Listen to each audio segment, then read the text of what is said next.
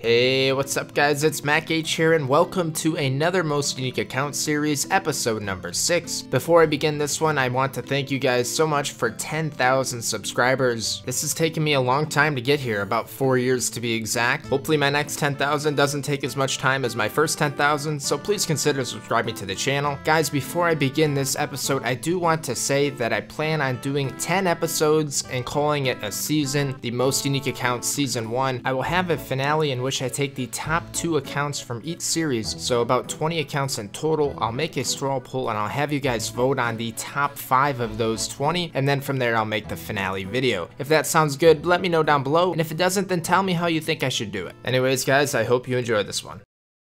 Number 5.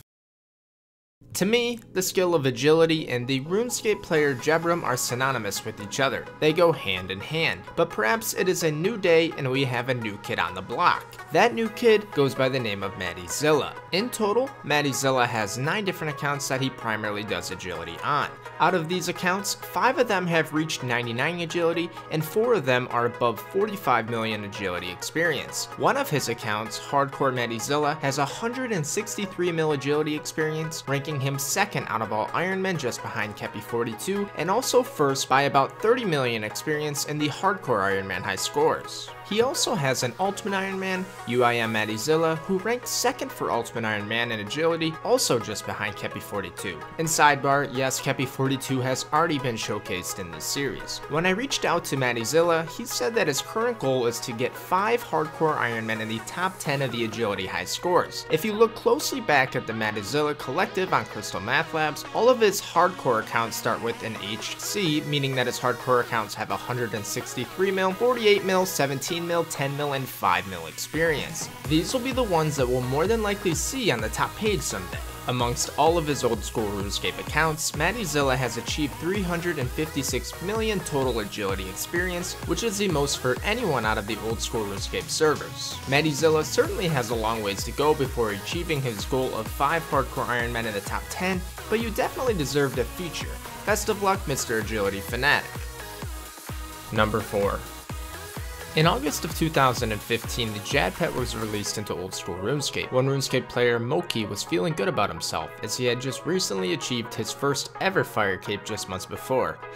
A fire cape in 2015, what a noob. Fair point, but let's continue. Over the course of the next few months, Moki became obsessed with trying to get the Jad Pet on his pier for fashionscape purposes. Respect to the fashionscapers, by the way. Many countless hours and a few months later of learning the spawns and best tactics, Moki finally accomplished his goal after 76 successful Jad attempts and 74 fire cape gambles. As Moki became obsessed with his accomplishment, he set out to do fire capes on other unique builds with the ultimate goal of continuously beating his previous record. He got the fire cape on a level 54 Ultimate Ironman, which was a record up until a few months ago, and also on standard accounts, including a level 48, a 34, then a 31, before ultimately settling with his personal best in what he calls the lowest 1 defense fire cape possible at level 29. Not only did the level 29 fire cape require about 30 hours in the caves with near perfect clicks, it also required countless hours strategizing and engineering the best methods to go about beating his current record. Much of that strategizing included learning the new mechanics of the fight caves after the release of the Jad Pet in August of 2015. For those of you who may not be familiar with the fight caves, prior to August of 2015, the fight caves operated on a random spawn system, which meant that you could log out each wave behind the Italy rock to successfully get the major behind it. Well, after the release of the fight caves, that method was patched and random spawns changed to static spawns for about 2 weeks, but Jagex had decided that this one wave system was far too easy, so they ended up updating it to many different patterns, 15 in total. This is the system that we currently have in the fight caves today. Much of Moki's hundreds of hours spent in the caves involved doing runs just to document the different patterns. Once he figured out all the patterns, which he said was 15, all that was left was execution. But execution would become a bit harder than expected. Sometime around the time of him figuring out that the 15 pattern system existed, Jagex made a fix to prayer flicking intervals to prevent people from stalling the timer by spamming the buttons when firing a cannon. These changes potentially ended up switching the prayer flicking interval from 2 ticks to 1 tick without losing any prayer points. This was a big step back for Moki and all low-level fire capers, because 1 tick prayer flicking for 30 hours straight to avoid losing prayer points was next to impossible due to ping spikes, lags, etc. Just ask Wooks how hard it is. He attempted a fire cape record at this time in October of 2015 115 and died on wave 35 or so to a slight lag that prevented a perfect 1-tick overhead prayer. Therefore, Moki decided he would do the first 50 waves or so trying to 1-tick to conserve as much prayer points as possible before eventually 2-ticking in the later stages to make sure he didn't mess up. Also, from his 31 combat record to the 29 combat record, he found out a new tactic. He originally began starting the fight caves at 36 ranged for a mithril crossbow and enchanted emerald bolts for poison. For the 29 combat record on Moki, he figured out he could start at 20 ranged with mithril knives P++, switch to adamant arrows P++ at 30 ranged, and then do emerald bolts enchanted at 36. If you haven't guessed by now, he used the poison method on most of his accounts to accomplish these low level fire capes. Overall, 29 combat is the second lowest combat level to achieve a fire cape in old school RuneScape. It is also the lowest 1 defense account to achieve a fire cape as well. It's going to take a lot of sweat to beat this one. Good luck, fellas. Number 3.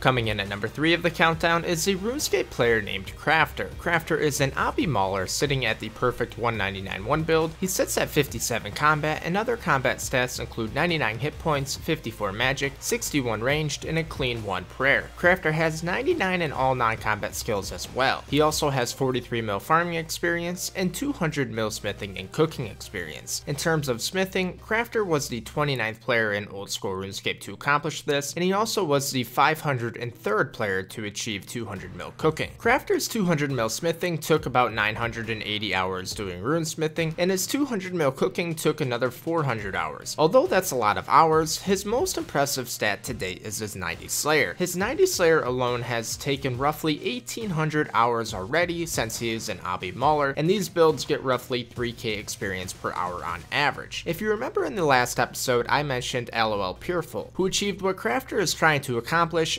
99 Slayer is an obby mauler. Crafter is in the same boat as LOL Pureful in terms of experience per hour, getting the abysmal 3k like I already had said. However, it's extremely important to note that unlike LOL Pureful's 43 prayer, Crafter only has 1 prayer, which means that he can't use any overheads. The amount of times he has to bank per task must be frustrating, especially since he's only getting 3k experience per hour as is. To be fair though, at least he has the ability to buy food from the Grand Exchange. For the remaining 2 accounts I will be showcasing this episode, neither of them have that same luxury.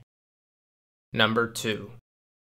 Tails. Tails? Like Sonic the Hedgehog? Holy moly, man, you're making me reminisce of my childhood days playing Sega at my grandparents' house while they were both still alive. Dude, you just gave me the chills. Thumbs up on this video, fellas, if you can relate. Anyways, next on the countdown at number 2 is, as you guessed it, the player Tails. Tails' account is less than 2 years old, and it originally started as a hardcore Ironman account. His reason for starting it was due to being bored on his Max Zerker account called Zerk, which he still hasn't touched since 2015. And by the way, Zerk is spelled ZRK, not the OG Zerk, which we've already featured in this series as well. Tails lost his hardcore status at 1691 total level, but he decided that since he had 399s and had already made great Ironman progress, he would continue with this account anyway, and boy did he continue. To date, Tails has achieved the highest total level for his 75, 99, 45 build at 2199 total. Rip to not being able to get into the 2200 total level world so.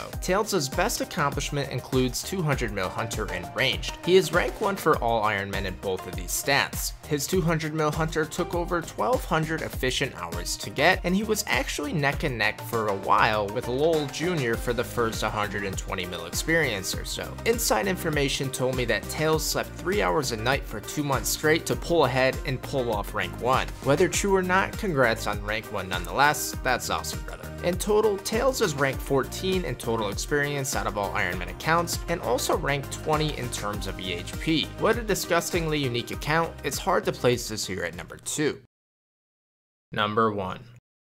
If you guys remember episode number 1 of this series, then you'll probably remember the 1 defense Ultimate Ironman account Umemi. Umemi was one of the very first players to ever try the Ultimate Ironman game mode by limiting himself to just 1 defense. The next player we are featuring had the same idea, a 1 defense Ultimate Ironman account, and that person's name is Ult Pure. If it wasn't for a hacker nearly 3 years ago that wiped Ult Pure's bank clean, he probably never would have created the Ult Pure account. At the time of his hacking, Ult Pure was getting sick of normal accounts and wanted to try something new. The The 1 defense Ultimate Ironman build is what he settled on. Since he was limiting himself to 1 defense on top of the standard Ultimate Ironman limitations, which include DIY, no banking, and only 28 inventory spaces, he said a lot of his goals he wanted to achieve would take months of planning in advance. One of his first goals on the account was getting his Slayer up because he figured he could get better armor and weapon upgrades on top of alchables for GP. But he needed money to even start Slayer, so he had another plan: 40 mining and smithing. Ult Pure made gold bracelets in the Tazar area and then sold them to the West Ardoin general store for high elk price. This was way before shops were nerfed for Ironman, so he got kind of lucky. After he made his first couple 100k, he decided to start slaying with magic. He found that early Slayer was really good money. In this Calfight Guardian Slayer test screenshot, you can see Ult Pure safe spotting with some pretty good loot for a starting account. Ult Pure eventually decided to start training ranged up for Slayer as well, since magic was burning his GP too quickly because of the amount of runes he was using per task. As he raised his range levels, he found it increasingly important to get 77 crafting for a full Black Pure D'hide set. Although you technically need 82, he was able to boost his crafting using stews. He said that 77 crafting was his most painful grind to date, as he had to fight other Ironmen for supplies at the charters, which meant buckets of sand and soda ash for molten glass if you aren't familiar with crafting on Ironman accounts. He was also only getting about 20k experience per hour because his 1 defense build prevented him from unlocking lunar spells for glass making molten glass. Lunar diplomacy requires 40 defense. After he finally got Black D'hide chaps at 77 crafting, he moved on to try to get runite limbs from steel dragons, which would allow him to make a runite crossbow. After getting his runite crossbow, he went back to Slayer, where he got 99 Slayer and over 50 mil ranged experience in the process. Much of Ult Pure's progress came from pest control. For Ult Pure's build, which is 50 attack, 99 strength, and 1 defense, he decided he wanted 99 prayer because that would get him to 85 combat for Neve, and the ability to unlock the occult necklace. Rest in peace to Neve, by the way. Anyways, for him, 99 prayer was fastest at pest control, and that required about 50k pest control points alone. Today, his current goal is 200 mil ranged, and he currently is in the lead out of all Ultimate Ironman accounts by about 50 mil total experience. Since he can't use red chin champas efficiently, he doesn't have access to the private red chin spot through the Western Province's diary, as that requires defense, and he also can't access the Monkey Madness 2 tunnels because that also requires defense. Pest control is his best option. Ult Pure needed about 100k pest control points from 100 mil to 200 mil range, and he's approaching the halfway mark. It's also important to note for Ult Pure that range does about 90k experience per hour, since he can only access the medium bow and pest control, and he also doesn't have a blowpipe. Instead, he trains using his rune crossbow and broad bolts while collecting points. Although Ult Pure stands at a huge disadvantage for the 200 mil range race, I still think he's going to lock in rank 1. Best of luck, brother, on the remaining grind.